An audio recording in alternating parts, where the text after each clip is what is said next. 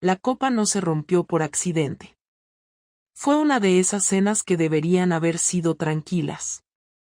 Clara ya dormía, y Daniel había preparado una tortilla de patatas, su especialidad. Pero esa noche, algo estaba distinto. Me preguntó si quería vino. Yo dije que sí. Y cuando fui a coger la copa del armario, se me resbaló de las manos y se hizo añicos en el suelo. No fue un accidente. O tal vez sí, pero no solo era cristal lo que se rompía en ese momento. Daniel me miró raro, sin decir nada, mientras barría los pedazos. Y fue en ese silencio donde sentí que algo iba mal. No entre nosotros. Conmigo. Con lo que yo estaba a punto de hacer. Porque, mientras él recogía, yo pensaba en que esa misma mañana me había acostado con otro hombre. En un hotel pequeño, cerca del trabajo. La sábana aún arrugada bajo mi espalda, el olor de su piel todavía pegado al mío. Era la primera vez. Y no sabía si quería que fuera la última. Me llamo Laura. Tengo 37 años. Estoy casada. Y acabo de empezar una historia que no sé cómo va a terminar, pero sé perfectamente cómo comenzó, no con un beso, ni una caricia, sino con una copa rota y el peso insoportable del silencio. Daniel no era un hombre celoso. Nunca lo había sido. Siempre confió en mí, incluso cuando yo sabía que había razones para no hacerlo. Por eso lo que hizo aquel domingo me dejó paralizada. Me desperté con el sonido del portón del garaje abriéndose. Eran las 7 de la mañana y él jamás salía tan temprano los fines de semana. Me levanté a tientas, aún en pijama, y lo vi metiendo la sillita de Clara en el maletero. ¿Dónde vas? Le pregunté, apoyada en el marco de la puerta como si necesitara algo sólido que me aguantara el cuerpo. A casa de mi madre, dijo, sin mirarme. Me la llevo un par de días. ¿Qué? ¿Por qué? ¿Ha pasado algo? Cerró el maletero y por fin se giró hacia mí. No tenía expresión en la cara, ni rabia ni tristeza, nada. Solo cansancio. Un cansancio que nunca le había visto. Me observó en silencio durante unos segundos y luego habló como si hubiera estado ensayando cada palabra desde hacía días. No preguntes. Y no me mientas. Subió al coche, arrancó y se fue. Me quedé en el porche sintiendo como el aire de la mañana me enfriaba los pies descalzos. No entendía nada, pero algo dentro de mí, algo que había querido ignorar, se revolvía con fuerza. Sabía que no era una casualidad. Algo sabía. O lo había visto, o alguien le había dicho algo. O lo había intuido. Y eso era peor. Pasé el resto del día sin saber qué hacer. No llamé a Andrés. Ni a ninguna amiga. Me quedé en casa como si estuviera esperando que alguien viniera a interrogarme, aunque nadie lo hizo. Por la tarde, intenté llamarlo. No me contestó. Al rato, escribí un mensaje que borré antes de enviarlo. La casa en silencio era peor que cualquier grito. No sabía qué me angustiaba más, si el hecho de que se hubiera ido o que no hubiera intentado hacerme una escena. A la mañana siguiente, lo encontré sentado en la cocina. No lo había oído llegar. Tenía una taza delante, pero no estaba tomando café. Solo estaba ahí, quieto, como si llevara horas sin moverse. Me acerqué, lentamente, sin saber si decir algo o esperar a que hablara él. He dejado a Clara en casa de mi madre, dijo, sin levantar la vista. Hoy no va al cole. Vale, susurré. Silencio. Me senté frente a él, intentando buscar en su cara alguna pista, pero seguía igual, inexpresivo. Finalmente, lo solté. ¿Qué está pasando, Daniel? Le tembló la mandíbula. Fue apenas un segundo, pero lo vi. Entonces habló, Y cada palabra fue como un golpe seco. El jueves pasado. Saliste a las 6 del trabajo. Dijiste que ibas a una reunión de equipo en ese sitio nuevo de tapas cerca de la Alameda. Sí, mentí, instintivamente, como si aún pudiera contener lo inevitable. Pasé por allí a las 8. Estabas allí, sí. Pero no con tu equipo. Bajé la mirada. Sentí cómo se me cerraba el pecho. No dijo más, y no tenía que hacerlo. Andrés. Nos había visto. Sabía exactamente lo que habíamos hecho. Y aún así, no había gritado, no había llorado, no había tirado nada al suelo. Solo me lo dijo así. Crudo, sin adornos. Más duro que cualquier escena de celos. ¿Quién es? Preguntó, con voz baja. No respondí. ¿Desde cuándo? Insistió. No importa, dije, finalmente, sin mirarlo. No tiene sentido hablar de eso. ¿Tú crees? Se levantó, empujando la silla con fuerza. Me lo estás diciendo en mi cara. Que no tiene sentido. Después de todo. Daniel, no lo planeé. No fue buscado. No, claro. Tropezaste y te caíste en su cama. Esa frase, seca, irónica, fue lo más parecido a un grito que le había oído nunca. Por un instante temí que rompiera algo, que perdiera el control. Pero en vez de eso, salió de la cocina y se encerró en el baño. Lo oí abrir el grifo, como si necesitara limpiarse de todo lo que acababa de decir. Yo me quedé sentada, con las manos en el regazo, sin saber si tenía derecho siquiera a llorar. Cuando salió, se acercó al perchero, cogió su chaqueta y se dirigió a la puerta. No voy a gritarte. No voy a tocarte. Pero no voy a quedarme aquí como un idiota mientras tú decides qué hacer con tu nueva vida. No es una nueva vida, dije, en voz baja. Entonces peor. ¿Por qué has jodido esta por nada? Cerró la puerta detrás de él. No dio un portazo. Solo la cerró. Con cuidado. Como si aún le doliera hacer ruido en esta casa. Y ahí supe que lo había perdido, aunque aún no supiera cómo terminaría todo. No volvió esa noche. No llamó. No escribió. Me pasé las horas caminando por el salón, sin saber si salir a buscarlo o esperar a que cruzara la puerta. A las 3 de la madrugada, me rendí y me metí en la cama con la ropa puesta. Dormí poco. A las 8 ya estaba sentada en la cocina, con una taza de café frío que no había probado. Fue entonces cuando oí la puerta abrirse.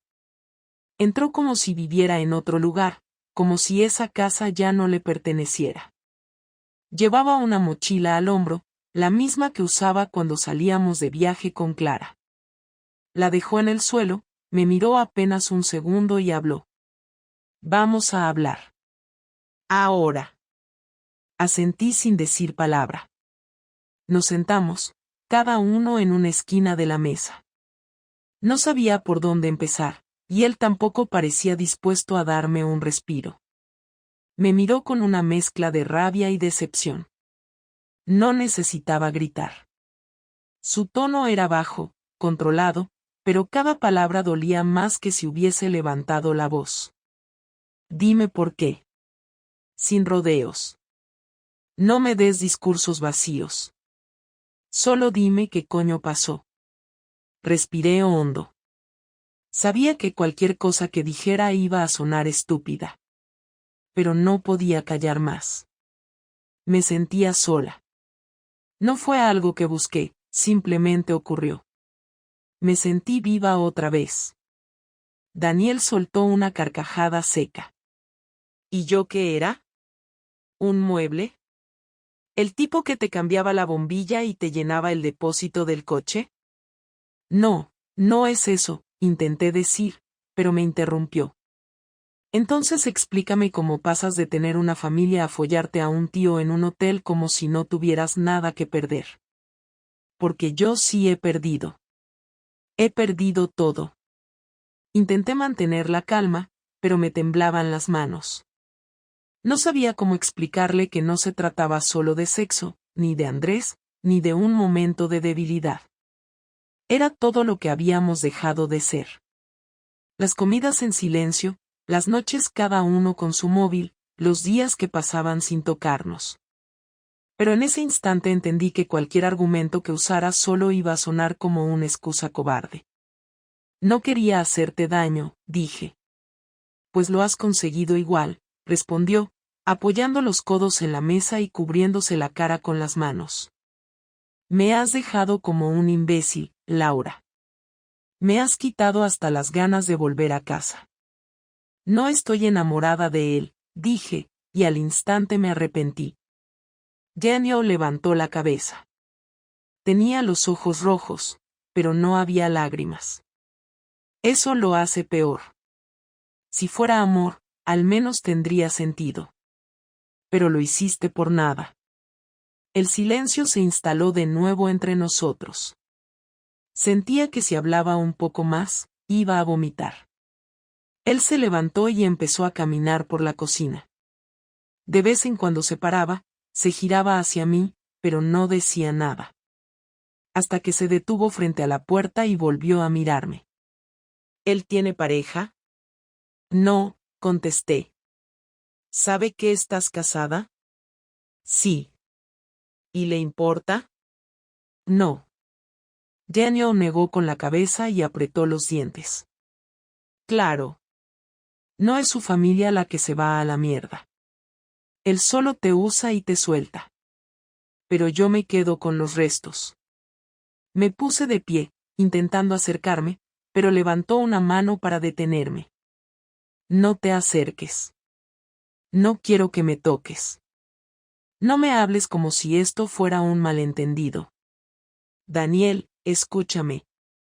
Ya te he escuchado. Y no me sirve. No sé si podemos arreglar esto, y sinceramente, no sé si quiero. Pero te juro que no voy a dejar que esto quede así. Has roto algo que no sé si se puede volver a juntar. ¿Qué vas a hacer? Pregunté, sintiendo como me subía un frío por la espalda. No lo sé aún. Pero algo. No te creas que esto va a quedar solo en una charla. Voy a tomar decisiones. Y esta vez tú no vas a controlar nada. Se fue sin mirar atrás. Yo me quedé en la cocina, con el café ya helado, sabiendo que lo peor aún no había llegado. Pasaron 3 días sin que supiera absolutamente nada de Daniel. No llamó, no respondió a mis mensajes, y cada vez que fui a casa de su madre para ver a Clara, me recibió su hermana o su cuñado, con una frialdad tan evidente que no dejaba lugar a dudas. Ya sabían lo que había pasado. Y si lo sabían ellos, probablemente lo sabían todos. En mi trabajo, nadie dijo nada, pero yo notaba las miradas, ese cambio leve en el trato de algunos compañeros, especialmente de los que conocían a Daniel. A Andrés le había dejado de contestar desde el día de la confrontación. Ni siquiera había sido algo que decidí racionalmente, simplemente no podía. Él me escribía como si nada, como si no hubiera consecuencias, como si lo nuestro fuera un secreto simpático entre adultos que sabían lo que hacían. Pero no era eso. Yo había destruido una familia, y él solo había añadido emoción a su rutina. El viernes por la tarde, Daniel apareció en casa. Entró sin avisar, con una expresión tan neutral que me dio más miedo que cualquier insulto. Llevaba una carpeta en la mano y un sobre blanco. Se sentó en el salón y me hizo un gesto para que me sentara frente a él. Lo hice, sabiendo que lo que venía no sería una conversación, sino una sentencia. He hablado con un abogado, empezó, con un tono seco, directo. Vamos a separarnos legalmente durante un mes. No quiero verte, no quiero hablar contigo, no quiero compartir el mismo espacio. Tragué saliva. No era algo que no me esperara, pero escucharlo así, tan claro, me dejó sin aire. ¿Y Clara? Se queda conmigo. Tú la verás los fines de semana, solo si estás en casa de mis padres. Ellos estarán presentes. ¿Vas a meter a tu familia en esto? Pregunté, con un intento de recuperar algo de dignidad. Mi familia ya está dentro desde el momento en que rompiste todo. Mi madre, que te consideraba una hija, llora por las noches. Mi hermana, que te defendía con los ojos cerrados, no quiere ni pronunciar tu nombre. No intentes darme lecciones de cómo manejar esto. Me extendió el sobre. Dentro había papeles del abogado. No era una demanda, aún no, pero sí un acuerdo temporal. Tenía que firmar si quería ver a Clara. ¿Esto es una venganza?, dije, sin poder contener el temblor en mi voz. No. Esto es justicia. Me quitaste algo, ahora yo te quito algo. Clara no va a vivir en la misma casa con una madre que no sabe lo que quiere. Hasta que se aclare todo, ella se queda conmigo. No puedes hacer eso, Daniel. Claro que puedo. Ya está hecho. Se levantó, me miró con un desprecio silencioso y fue directo a la habitación de Clara. Recogió algunas cosas, ropa, juguetes, libros. Las metió en una mochila pequeña. Volvió al salón y me la puso en las manos. Te quedan 15 minutos. Clara está en casa de mi madre. La vas a ver esta noche, cenarás con ella, dormirás con ella, y mañana por la mañana iré a buscarla. Si no firmas, no la ves. Me quedé sentada, sin moverme. Lo vi marcharse sin cerrar la puerta. No lloré. No podía. Estaba demasiado bloqueada para sentir pena. Solo rabia. Una rabia fría, controlada, que me decía que no todo lo que él estaba haciendo era justo, que estaba convirtiendo mi error en un espectáculo para que todos lo vieran. Firmé los papeles esa misma noche. Fui a casa de su madre y vi a Clara. Ella no sabía nada, solo me abrazó con fuerza y me contó lo que había hecho en el cole. Dormí con ella en la habitación de invitados, y por primera vez en semanas dormí sin sueños.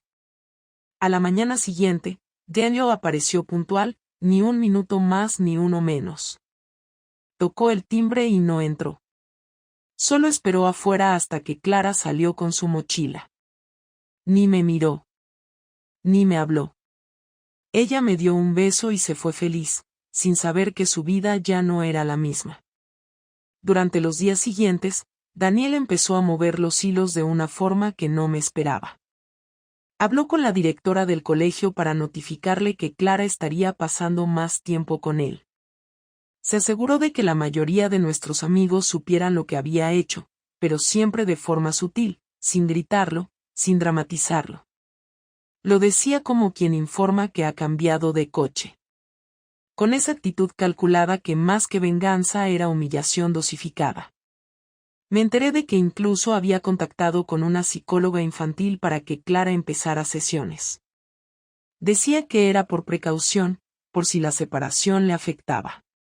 Pero yo sabía que también era una forma más de quitarme el lugar que me correspondía. Un sábado, fui a recoger a Clara como estaba acordado. La casa de su madre estaba llena de gente. Amigos de la familia, primos, vecinos. Estaban haciendo una pequeña celebración por el cumpleaños de un sobrino. Alguien me saludó con frialdad, y otra persona me ignoró por completo. Me senté en una esquina mientras Clara jugaba. En un momento, vi cómo Daniel hablaba con una mujer, una compañera de trabajo suya, rubia, bastante más joven. Reían. Él se mostraba relajado, sonriente. Cuando me miró, no cambió la expresión. Solo me sostuvo la mirada, como si quisiera que viera que ya no me necesitaba para nada. Ese fue el momento más difícil. No fue verlo con otra mujer. Fue darme cuenta de que él, que siempre fue más reservado, estaba usando cada minuto para hacerme sentir pequeña. Y lo estaba consiguiendo. Porque yo, que había destruido lo nuestro, ahora estaba perdiendo también lo que quedaba de mí. No volví a ver a Daniel en persona durante casi 2 semanas. Clara venía a verme los fines de semana, cada vez más acostumbrada a esa nueva rutina, y cada vez más distante conmigo.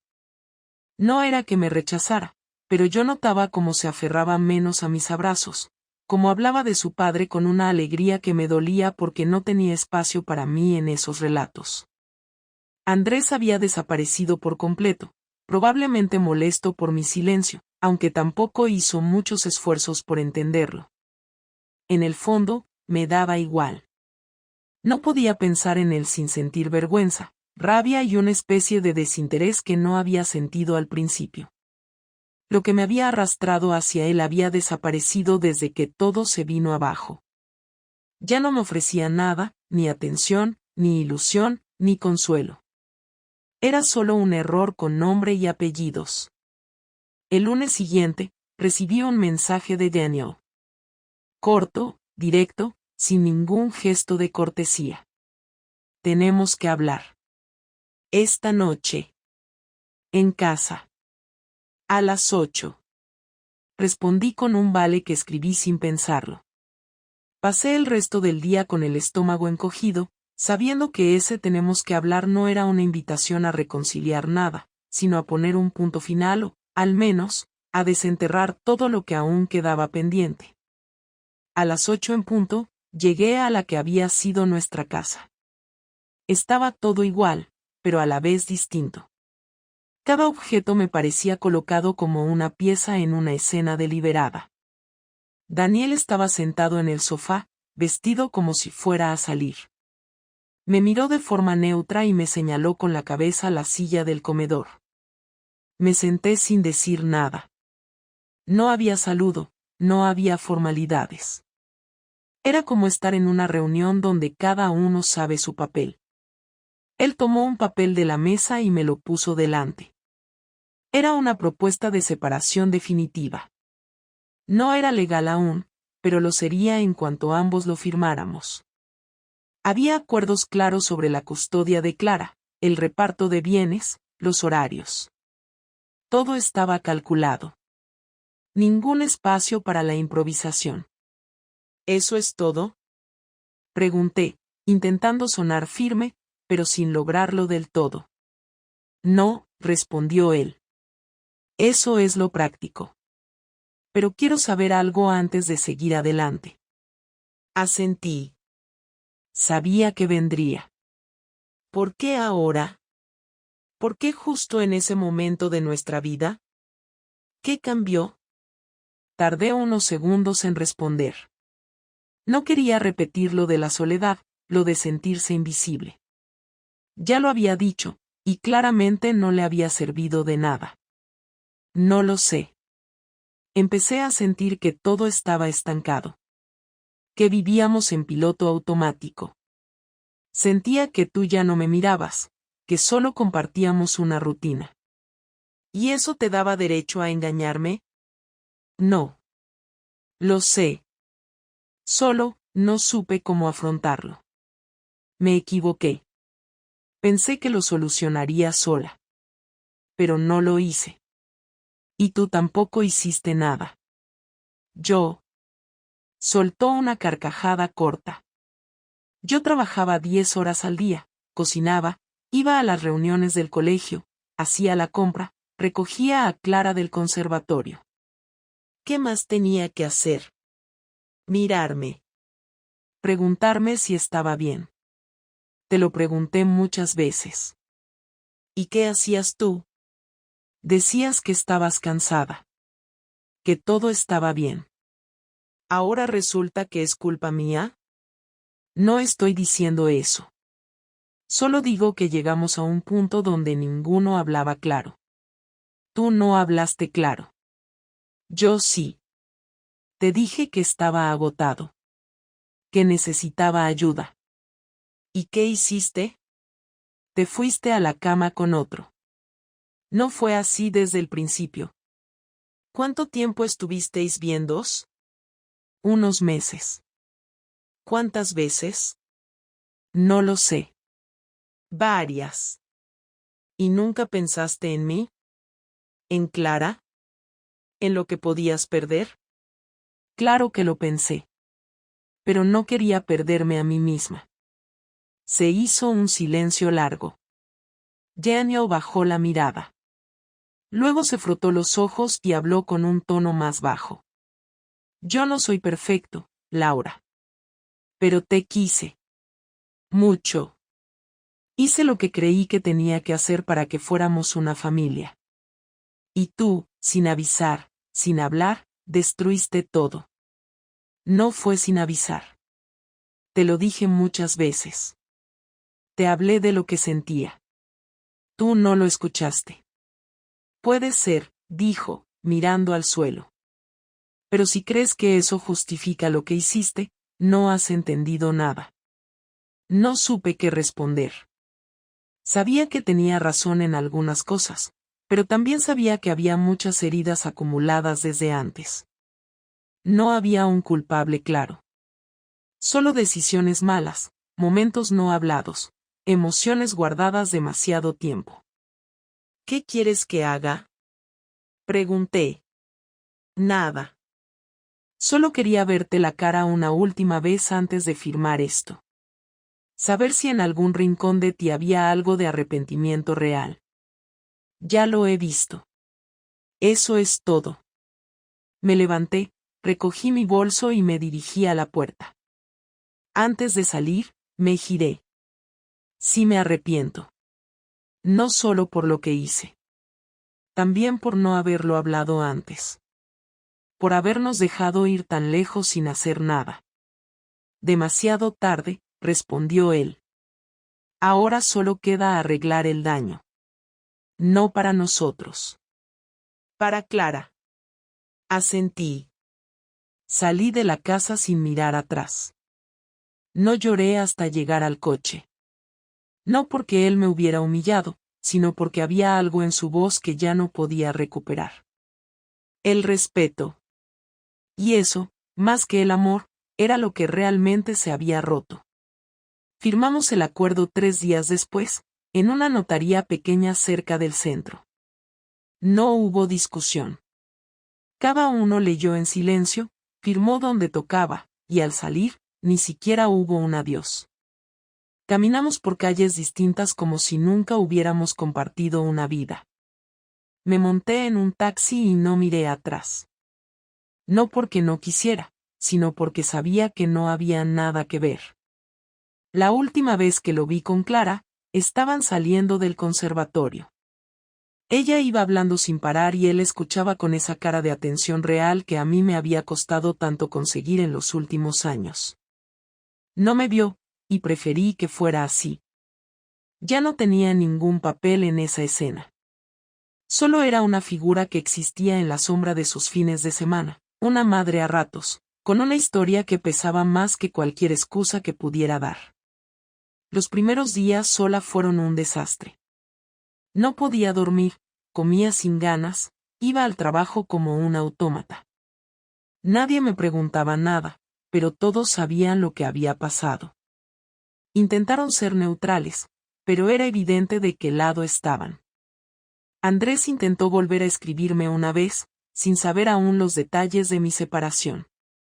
Le respondí con un mensaje corto donde le dejaba claro que no quería volver a hablar con él. Su reacción fue simple, desapareció. Lo asumí con tranquilidad.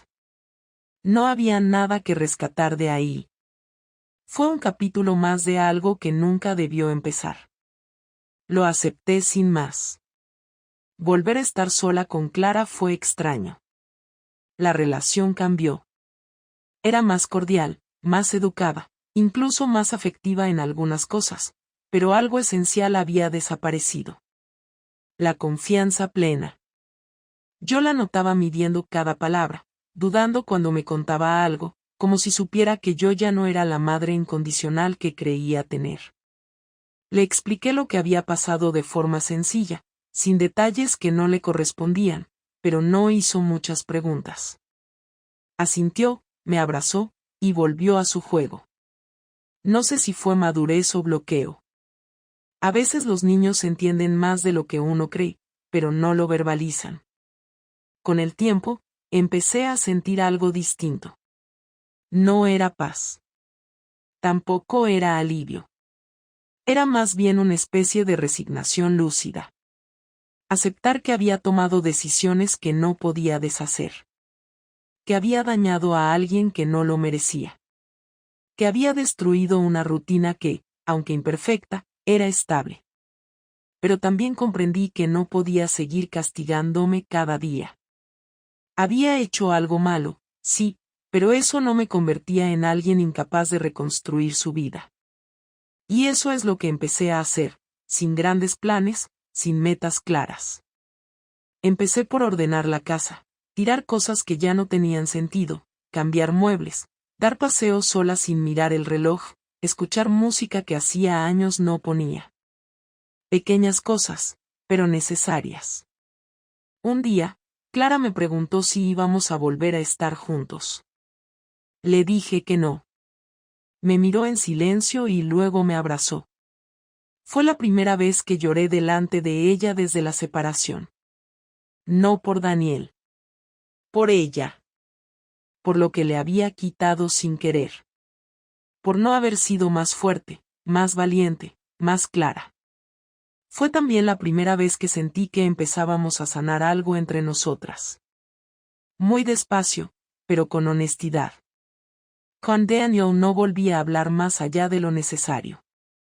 Cada correo que intercambiábamos era sobre Clara, horarios, médicos, actividades. Siempre correcto, siempre preciso, nunca agresivo. Pero detrás de cada palabra, se notaba el muro. No había intención de acercamiento, ni siquiera como amigos. Lo entendí. Yo había puesto los ladrillos de ese muro. Y no esperaba que los derribara él. Hoy, meses después, no tengo grandes revelaciones que compartir. No me convertí en otra persona, no descubrí una vocación nueva, no encontré a alguien más. Sigo sola. Pero una soledad distinta. No la que sentía cuando estaba casada, ignorada, invisible. Es una soledad que elegí, que acepté, que aprendí a manejar. Y aunque a veces se hace difícil, también es una forma de empezar de nuevo. Sin excusas. Sin mentiras. Aprendí que el deseo de sentirse viva no justifica dañar a quien no lo merece. Que los silencios pueden matar más que las discusiones. Que el amor no desaparece de golpe, pero el respeto sí, y una vez que se va, no vuelve. Aprendí que no todo se puede arreglar, y que a veces el perdón no llega nunca. Pero también aprendí que se puede seguir adelante, aunque con cicatrices. Que se puede ser mejor, no por redención, sino por necesidad. No espero que Daniel me perdone. Ni que Clara olvide. Solo espero que, algún día, cuando ella mire hacia atrás, pueda decir que su madre fue alguien que se equivocó, pero que tuvo el coraje de asumirlo. Y que después de destruir una parte de su vida, al menos supo construir otra sin fingir que nada pasó. No hay un final feliz. Pero hay un final. Y a veces, eso ya es suficiente.